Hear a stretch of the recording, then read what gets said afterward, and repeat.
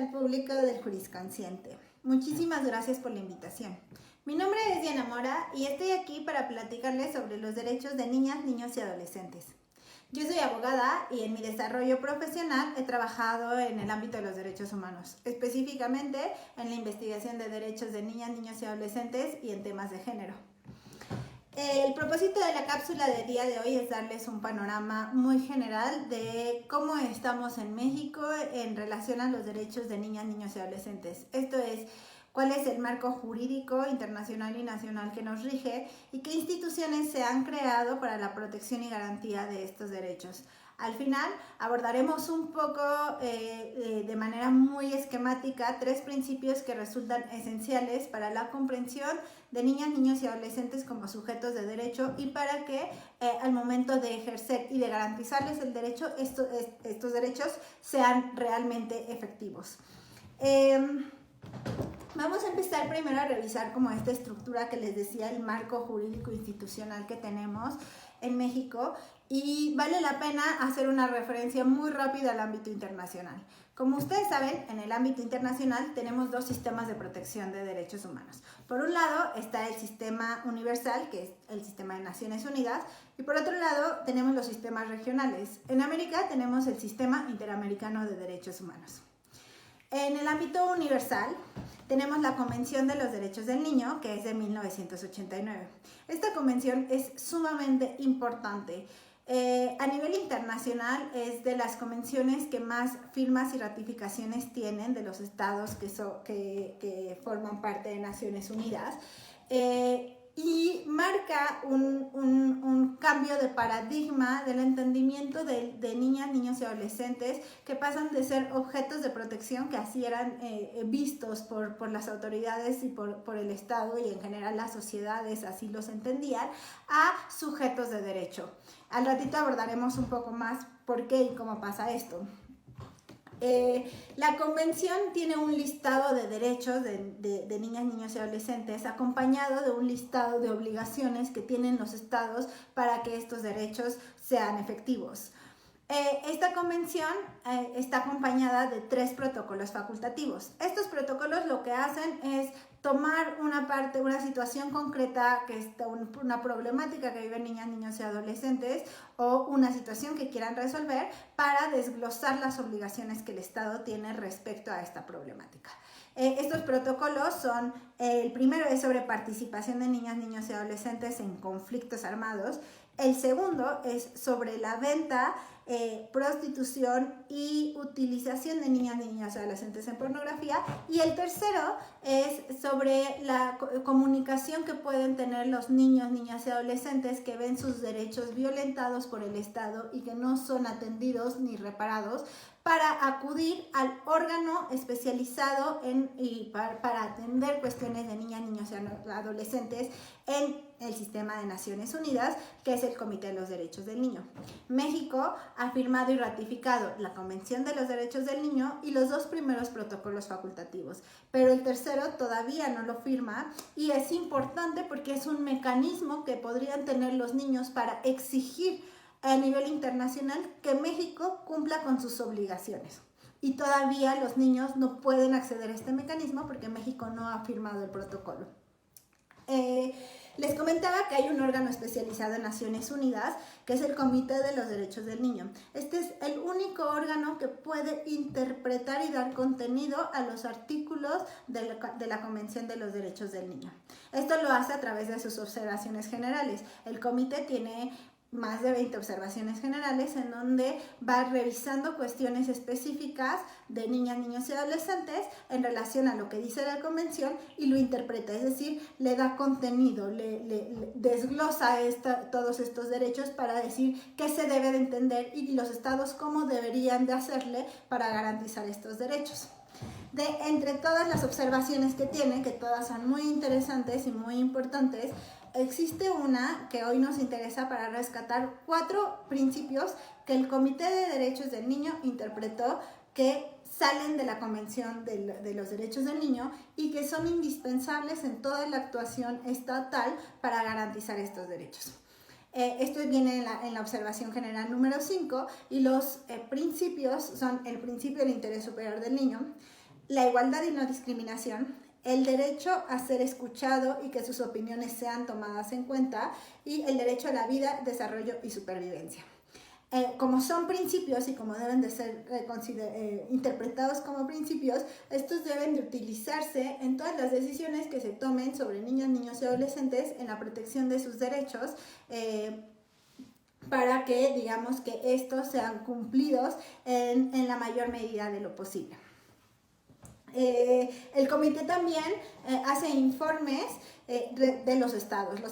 Los países le tienen que mandar información de cómo van en los avances y los obstáculos que han tenido para la protección de estos derechos y el respeto de estos derechos.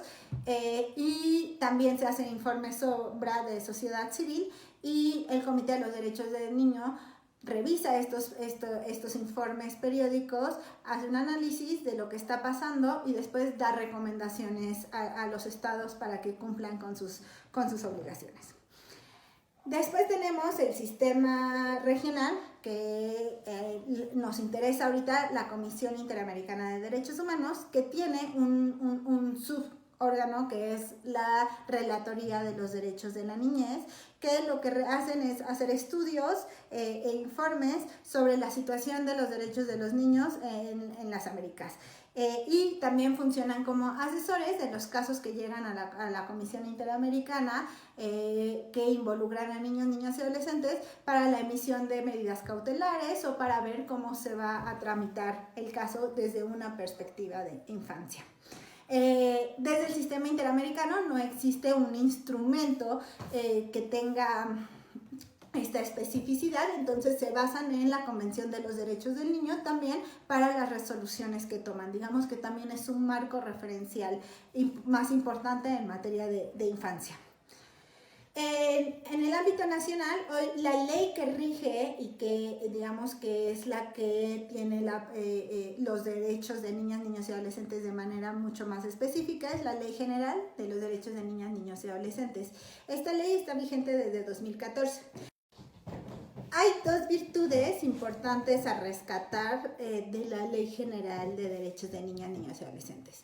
Por un lado, es que en el catálogo de derechos de niñas, niños y adolescentes rescata la esencia de la Convención de los Derechos del Niño. Y eso es importante porque a través de todo su articulado se puede observar cómo la niña, niño y adolescente sí es considerado como sujeto de derechos. Amplía la lista de principios y, digamos, va un poco más allá, respetando la esencia y respetando las bases mínimas que pone la Convención. Y por otro lado, es que a nivel estructural, digamos, en el entramado institucional, le da una importancia primordial a la protección y a la garantía de derechos de niñas, niños y adolescentes. Establece dos instituciones que son sumamente importantes para esto. Por un lado está el Sistema Nacional de Protección de Derechos de Niñas, Niños y Adolescentes, que conocemos como CIPINA, y por el otro lado las Procuradurías de Protección. El sistema lo que hace es conjuntar a los titulares de las distintas secretarías del Estado que tienen una intervención o cuyas decisiones y cuyos temas atañen a los derechos de niñas, niños y adolescentes, para que en reuniones periódicas revisen lo que está pasando con las niñas, niños y adolescentes en el país o en el estado, dependiendo de qué nivel se encuentra el sistema, y generan políticas públicas para ir mejorando la protección y la garantía de sus derechos. El CIPINA funciona también funciona en los 3 niveles del estado, y eso es sumamente importante. Por otro lado están las Procuradurías de Protección. Las Procuradurías de Protección tienen dos funciones específicas. Por un lado, hacen una representación legal de niñas, niños y adolescentes que están involucrados en cuestiones administrativas o judiciales, por ejemplo, administrativas como procesos migratorios, o judiciales, por ejemplo, cuando son víctimas o testigos de un delito. La Procuraduría debe asistirlos como representantes legales y tiene distintas figuras con las que puede ejercer esta función. Y por el otro lado, es la encargada de realizar los procesos de restitución de derechos. Esto es que cuando un niño o adolescente ve sus derechos afectados o está en riesgo, la Procuraduría de Protección debe detectar estos casos y debe hacer una revisión para decretar cuáles son aquellas medidas necesarias para restituirle los derechos que le fueron afectados, o en caso de que estén en riesgo, cómo proteger para que estos no les sean afectados. La Procuraduría de Protección, no da estos servicios. Lo que hace es, una vez que ha determinado cuáles son estas medidas, habla con las instituciones, las distintas instituciones que tienen que proveer los servicios para que los derechos les sean restituidos. Esto también es importante porque, una vez más, la ley lo que hace es hacer responsables a distintas autoridades de la protección, del respeto y de la garantía de los derechos de niñas, niños y adolescentes. Es decir, antes se creía que la única institución que veía cuestiones de niños en el Estado era el DIF y ninguna más. Todas las demás estaban creadas para la gente adulta. Hoy no. Hoy las instituciones tienen que tener claro que son responsables y también deben de atender y tener la perspectiva de infancia para la atención y brindar los servicios necesarios para sus derechos. Aunado a esto, la ley también prevé que en el presupuesto de la Federación debe de haber una etiqueta para niñas, niños y adolescentes, y para que estos programas y estas instituciones puedan funcionar. Y esto también es importante porque vuelve a poner el énfasis a nivel estatal de la protección de niñas, niños y adolescentes, pero acuérdense que todo esto tiene que tener como eje los principios básicos de la Convención y de la ley para el establecimiento tanto de políticas públicas como los servicios y las acciones específicas que se hacen en los casos de niñas, niños y adolescentes. Entonces, digamos que estas son las, claro que tienen muchísimas más y las podríamos desglosar, pero en términos generales hablamos de estas dos virtudes. Por un lado, el catálogo de derechos y principios ampliados, y por otro lado, todo el entramado institucional que se crea para dar atención y transversalizar la importancia de la perspectiva de infancia y del niño, niña o adolescente como sujetos de derecho que todas las autoridades deben de atender. Tanto la Convención de los Derechos del Niño y en México la Ley General lo que hacen es avanzar hacia el cambio de paradigma que mencionábamos en un principio, en donde se pasa de un sistema tutelar hacia un sistema de protección de derechos, en donde lo fundamental que cambia es la visión del niño, niña o adolescente, en donde en un sistema tutelar es visto como un objeto de protección, y en un sistema de protección de derechos es visto como un sujeto de derechos. Y esto impacta en el tratamiento completo que se le da al niño, niña o adolescente. En figuras, por ejemplo, como la patria potestad, en donde en el sistema tutelar se consideraba que la patria potestad te daba un tipo de título de propiedad sobre el niño, niño o adolescente, que es tu hijo, o sobre quien se ejercía la patria potestad. Sí lo tenías que alimentar, pero porque era tu obligación y no necesariamente porque era su derecho, lo tenías que vestir. Tú decidías absolutamente todo sobre la vida del niño, niña, adolescente. Tu papá, tu tutor, tu profesor o tu Estado. Y, por ejemplo, se considera que justo como no es sujeto de derechos, puede gozar. Tiene la capacidad de goce, pero no tiene la capacidad de ejercicio. Es decir, que nunca podría niño, niña o adolescente ir a exigir el cumplimiento de sus derechos, porque no tiene esa capacidad reconocida.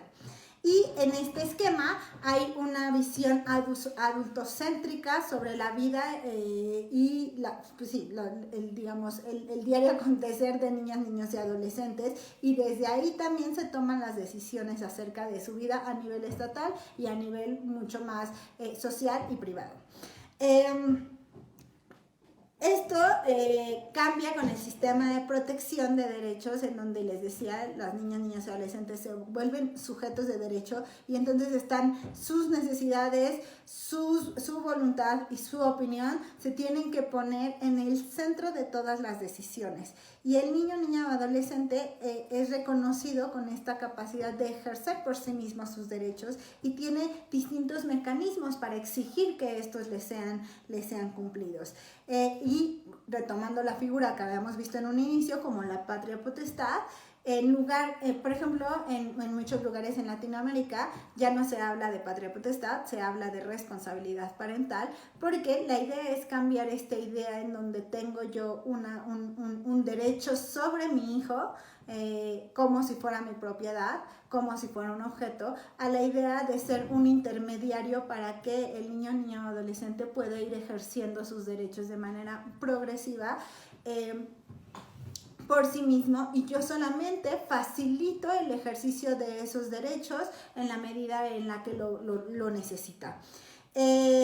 No solamente se reconoce una capacidad de goce, sino que se reconoce una capacidad de ejercicio de los derechos humanos, y ya no puedo yo tomar las decisiones desde una visión adultocéntrica en donde yo decido porque yo sé, porque yo soy grande y porque tengo experiencia, y el niño no sabe, no entiende, no conoce y no tiene capacidad. Al contrario, se le dota de agencia al niño, el niño adolescente, y se le reconoce esta capacidad para ir decidiendo, ir dando su opinión, ir exigiendo por sí mismo el cumplimiento de estos derechos.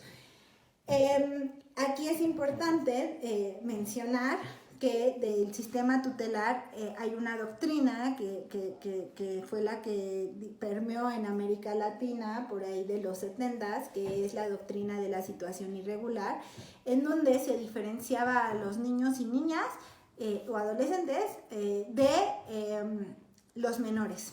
Por eso es tan importante hacer énfasis en que el término menor es un término peyorativo que quita o desconoce la agencia de las niñas, niños y adolescentes, pero además viene de un término peyorativo en donde en esta doctrina de la situación irregular los menores eran las personas menores de edad, pero que no tenían una situación de normalidad en su vida por distintas condiciones, o porque eran expósitos, o porque habían tenido conflictos con la ley, o porque estaban en situación de calle, y entonces los menores tenían que ser recogidos por el Estado, quien fungía como su padre y decidía por ellos lo que fuera, y digamos en las distintas condiciones en las que estaban, y era una visión sumamente tutelar en donde, como les decía, le quitaban agencia, pero había esta división entre menores y niños.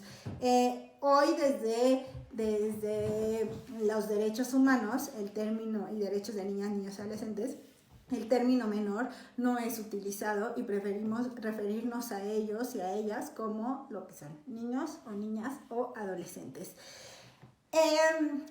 Esta parte de la agencia nos lleva entonces a hablar por último de los 3 principios que son importantes que les comentaba hace un momento. Por un lado está la autonomía progresiva, que es uno de los principios que reconoce la Ley General de los Derechos de Niñas y Adolescentes, que si bien no lo reconoce tal cual el Comité de los Derechos del Niño como un principio básico de la Convención, sí lo ha recogido y lo ha retomado en sus observaciones y en sus informes como un concepto básico y medular para la comprensión de los derechos de niñas, niñas y adolescentes. Como ustedes saben, desde la teoría de los derechos subjetivos, la autonomía forma parte esencial para decidir quién tiene y quién no tiene derechos subjetivos, porque eso da la posibilidad de hacer exigibles o no esos derechos. Entonces, quienes decían que los niños, niñas y adolescentes no tenían derechos, o cuando se creía que no tenían derechos, no se les reconocían, era porque se asumía que no tenían autonomía y que llegaba una edad en la que adquirían la autonomía necesaria para poder intervenir para la exigencia de sus derechos e intervenir en los asuntos públicos, que es cuando nuestro Código Civil dice adquieren la capacidad de ejercicio, ¿no? Y esto se daba en la mayoría de edad. Lo que pasa es que no hay absolutamente nada, ninguna disciplina que sustente que la autonomía aparece de manera mágica y automática de un día para otro cuando te haces mayor de edad, ¿no? Ni desde la biología, ni desde la psicología, ni desde la sociología se acepta, no hay respaldo en esto. Al contrario, la autonomía se ha demostrado que se va desarrollando paulatinamente desde el día 1 de vida.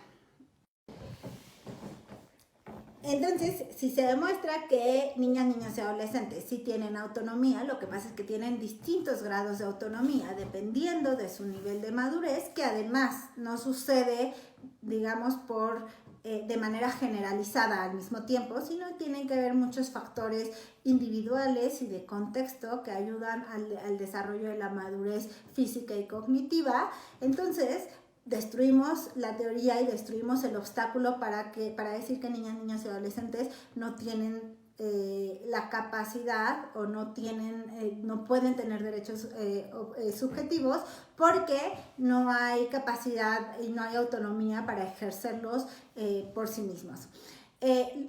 Lo que sucede y lo que dice la autonomía progresiva es claro, como se va desarrollando, hay etapas de madurez en donde se requiere la intermediación de una persona adulta para que facilite el ejercicio de los derechos de los niños, niñas y adolescentes. Y conforme la madurez se van adquiriendo mayores grados de autonomía, los niveles de intermediación de las personas adultas tienen que ir disminuyendo para propiciar que niñas, niños y adolescentes los puedan ir ejerciendo por sí mismos.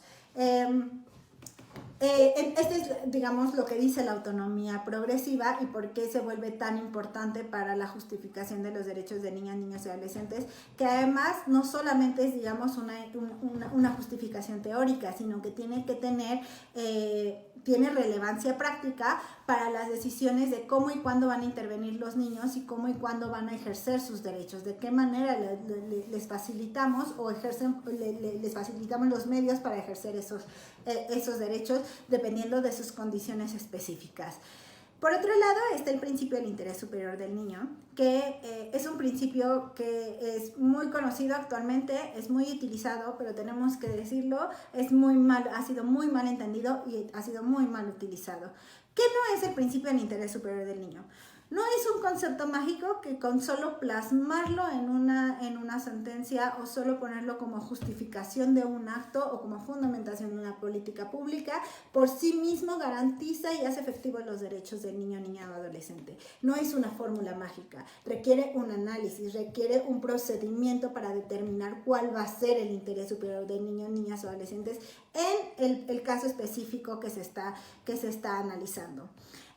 Tampoco quiere decir que los derechos de niñas, niños y adolescentes siempre están por encima de cualquier derecho de cualquier otra persona. Ningún derecho es absoluto. Los derechos tienen que revisarse en el contexto y tienen que, en caso de que entren en conflicto, tienen que utilizarse fórmulas como la ponderación, que te ayudan a determinar las decisiones, qué derecho en este momento va a prevalecer y qué derecho se va a restringir un poco más, pero eso se va analizando caso por caso también. El principio del interés superior del niño no quiere decir que los derechos de los niños siempre van a estar por encima de cualquier otro derecho de cualquier otra persona. Quiere decir que en cualquier caso en donde se vea involucrado un niño, niña o adolescente, se tiene que procurar en la mayor medida de lo posible la garantía de la mayor cantidad de derechos. Siempre tengo que ver, en este caso específico, al niño que está en un juicio o que está en un procedimiento penal, o el niño que está en un procedimiento administrativo, o la política pública que voy a analizar. ¿Cuáles son las condiciones y cómo bajo estas condiciones puedo garantizarle la mayor cantidad de derechos en la mayor medida de lo posible? Y eso tal vez implique la restricción de ciertos derechos o la priorización de otros derechos en este caso. Como no es una fórmula estática, como es un principio y el principio se aplica dependiendo de las circunstancias, yo no puedo determinar que un derecho siempre va a primar en relación a otro derecho. Tengo que analizarlo caso por caso y tengo que justificar. Las autoridades están obligadas a justificar por qué la determinación que tomaron en cualquier caso, por qué la política pública, por qué las estrategias, por qué el presupuesto, por qué la decisión judicial garantiza el principio del interés superior del niño, porque eso representa su interés superior. Una de las cosas que es indispensable para el interés superior del niño y que tiene que ver con el entendimiento de la autonomía progresiva es el derecho a la participación, que se los decía al principio como el derecho a ser escuchado y que su opinión sea tomada en cuenta. El derecho a la participación incluye, digamos, pasa por 3 facetas. El primero, ser informado o informada, de tener la información necesaria para saber qué te está afectando y cómo te está afectando, y esa información se tiene que dar de manera que el niño o niña adolescente pueda comprenderla. Después, la oportunidad de expresar tu opinión al respecto, por último, saber cómo esa opinión está siendo tomada en cuenta por las autoridades.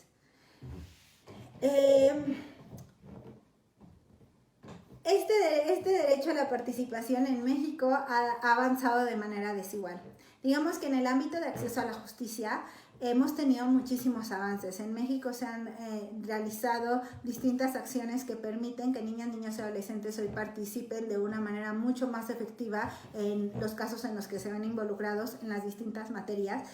Se han generado protocolos, se ha generado infraestructura, se han generado especialidades para trabajar con niñas, niños y adolescentes en estos ámbitos, y digamos que poco a poco la Suprema Corte ha dado ya también pautas importantes en su jurisprudencia. Entonces digamos que poco a poco se ha avanzado de manera más efectiva, y aunque falta mucho, podemos aplaudir los avances que se han dado en esta materia. Sin embargo, la participación de niñas, niños y adolescentes en asuntos públicos, digamos desde un ámbito, lo podríamos ver más democrático, en donde su opinión debería de ser tomada en cuenta para los asuntos públicos, para las decisiones que se toman en política pública. Hemos visto muchísimos más obstáculos y vemos, digamos, la carencia de mecanismos para que esto se haga. Si bien han habido algunos ejercicios interesantes, como las consultas que hace el INE, las consultas infantiles y juveniles, o por ejemplo el ejercicio que se hizo hace algunos días en la conferencia de prensa en relación al COVID-19, todavía estos mecanismos se quedan en una primera fase, en donde o se les informa, como en la conferencia, o se les permite expresar su opinión, como en la consulta infantil y juvenil, pero todavía no existen estos mecanismos en donde se les rindan cuentas al niño o niña adolescente de cómo fue tomada en cuenta su opinión, cómo están incidiendo y qué está pasando con toda esa información que se les está dando y que ellos están regresando en forma de opinión o de información que interesa al Estado para generar estas políticas públicas. La participación de niños, niñas y adolescentes en cuestiones de la educación, de la salud, de sus comunidades, de sus escuelas, es importantísima, y eso todavía no estamos generando las pautas, los mecanismos para que se puedan ejercer de manera efectiva. Como una gran conclusión, México está dando pasos importantes en los últimos años, ha dado pasos muy muy importantes hacia esta garantía dentro del paradigma del niño como sujeto de derechos y de la protección de sus derechos, con figuras muy interesantes, muy innovadoras. Por supuesto que falta todavía muchísimo para que se haga conciencia de los derechos de niñas, niños y adolescentes por parte de las autoridades y de la sociedad, pero como en muchos temas tenemos un marco jurídico bastante benéfico, hace falta hacerlo efectivo, y para eso se requiere que todas y todos estemos informados y exijamos que lo que dice la ley se cumpla y se genere bajo los más altos estándares en materia de protección de derechos de niñas, niños y adolescentes.